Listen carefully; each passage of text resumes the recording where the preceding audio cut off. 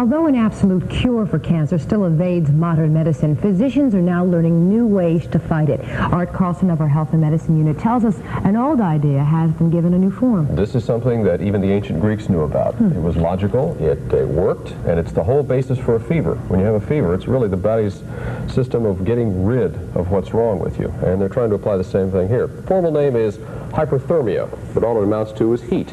The idea being that if you get a cancer cell hot enough, it should die. The theory is simple enough, but actually getting there is another matter. Nova St. Gaudens has had more than her share of anguish over cancer. Following a mastectomy in 1981, she's had no less than 5 recurrences requiring surgery and chemotherapy. Chemotherapy has made me sick on some of them, but in surgery I don't really relish either.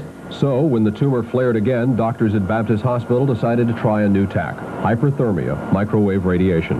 With small probes placed in and around the tumor, heat is applied for approximately 30 minutes. This form of hyperthermia is effective only for tumors near the surface of the body. And while physicians think the heat changes the chemistry in and around the tumor cell to weaken it, they really don't know why it does what it does. What we do know is that when you heat tumors to about 42.5 degrees centigrade, that there seems to be some effect on the tumors that causes them to die, particularly when the heat is used in conjunction with radiation therapy. And that's an important point, for while heat by itself has shown some effect against tumors, it seems to work best softening up the tumor for a 1-2 punch from radiation. This is not a treatment that is going to revolutionize cancer care.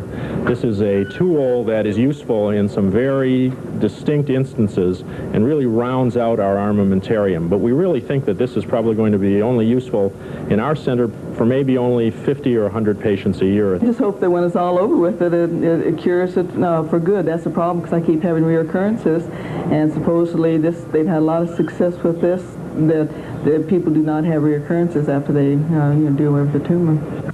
If St. Gaudens' experience is any indication, hyperthermia works very well for localized tumors. Since she started the therapy just a few weeks ago, the tumor has shrunk to virtually nothing. Of course, the real test is going to be whether the tumor recurs as it has in the past. But she's having much better results with this than they ever had with chemotherapy or surgery. Oh, very encouraging. Thank you.